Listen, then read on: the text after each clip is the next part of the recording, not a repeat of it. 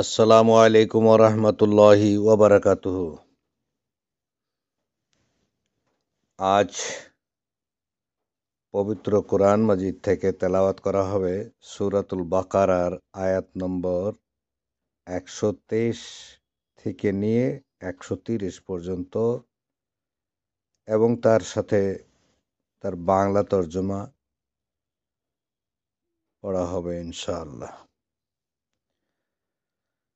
اللهم صل على محمد وعلى آل محمد كما صليت على إبراهيم وعلى آل إبراهيم إنك حميد مجيد. اللهم بارك على محمد وعلى آل محمد كما باركت على إبراهيم وعلى آل إبراهيم إنك حميد مجيد. أعوذ بالله من الشيطان الرجيم. بسم الله الرحمن الرحيم. يا بني إسرائيل اذكروا نعمتي التي أنعمت عليكم وأني فضلتكم على العالمين.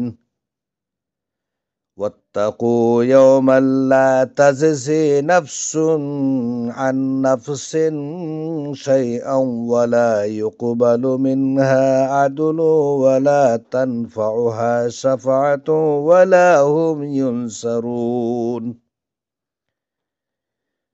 وإذ ابتلى إبراهيم ربه بكلمات فأتمهن قال إني جاعلك للناس إماما قال ومن ذريتي قال لا ينال أهد الظالمين. وإذ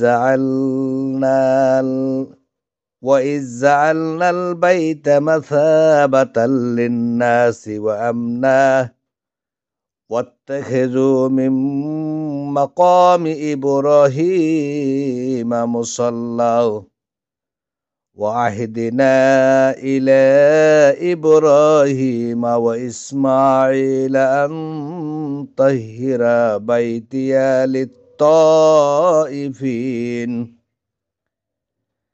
للطائفين والعاكفين والركع السجود. وإذ قال إبراهيم رب اجعل هذا بلدا آمنا وارزق أهله من الثمرات من آمن منهم بالله واليوم الآخر قال ومن كفر فأمتعوه قليلا ثم أضطروه إلى عذاب النار وبئس المصير. وإذ يرفع إبراهيم القواعد من البيت وإسماعيل ربنا تقبل منا إنك أنت السميع العليم ربنا وجعلنا مسلمين لك ومن ذريتنا أمة مسلمة لك وأرنا مناسكنا وتب علينا إنك أنت التواب الرحيم.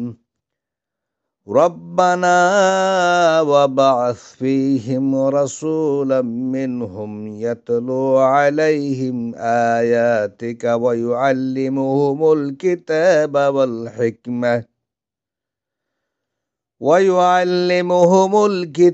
والحكمة ويزكيهم إنك أنت العزيز الحكيم.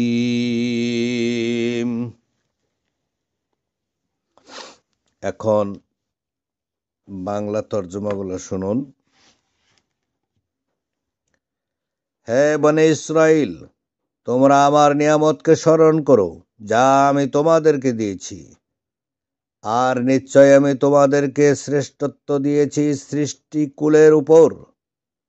আর তোমরা ভয় করো সেদিনকে, যেদিন কেউ কারো কোনো কাজে আসবে না এবং কোনো ব্যক্তি থেকে বিনিময় গ্রহণ করা হবে না, আর কোনো সুপারিশ তার উপকারে আসবে না এবং তার সাহায্যপ্রাপ্তও হবে না।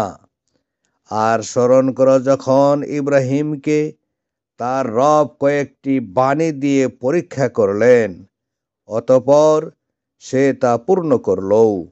তিনি বললেন, আমি তোমাকে মানুষের জন্য নেতা বানাবো। সে বলল, আমার বংশধরদের থেকেও।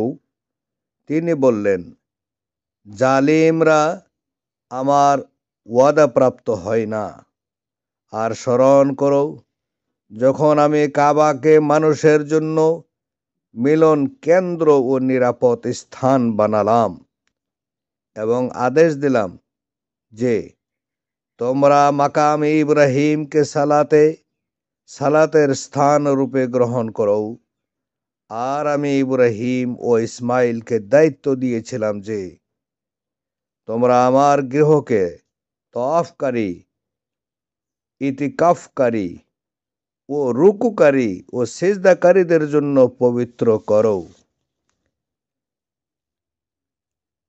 আর স্মরণ করো যখন ইব্রাহিম বলল, হে আমার রব, আপনি একে নিরাপদ নগরী বানান এবং এর অধিবাসীদেরকে ফলমূলের রিজিক দিন যারা আল্লাহ ও শেষ দিনের প্রতি ঈমান এনেছে। তিনি বললেন, যে কুফরি করবে তাকে আমি স্বল্প ভোগোপকরণ দিব, অতঃপর তাকে আগুনের আযাবে প্রবেশ করতে বাধ্য করব, আর তা কত মন্দ পরিণতি। আর স্মরণ করো যখন ইব্রাহিম ও ইসমাইল কাবার ভিতগুলো ওঠাচ্ছিল এবং বলছিল, হে আমাদের রব, আমাদের পক্ষ থেকে কবুল করুন, নিশ্চয় আপনি সর্বশ্রোতা সর্বজ্ঞানী। হে আমাদের রব, আমাদেরকে আপনার অনুগত করুন এবং আমাদের বংশধরের মধ্য থেকে আপনার অনুগত জাতি বানান, আর আমাদেরকে আমাদের ইবাদতের বিধান দেখিয়ে দিন এবং আমাদেরকে ক্ষমা করুন, নিশ্চয় আপনি ক্ষমাশীল পরম দয়ালু। হে আমাদের রব, তাদের থেকে একজন রাসূল প্রেরণ করুন যে তাদের প্রতি আপনার আয়াতসমূহ তেলাওয়াত করবে এবং তাদেরকে কিতাব ও হিকমত শিক্ষা দিবে আর তাদেরকে পবিত্র করবে। নিশ্চয়ই আপনি পরাক্রমশালী ও পরাজ্ঞাময়। আসসালামু আলাইকুম ওয়া রাহমাতুল্লাহ।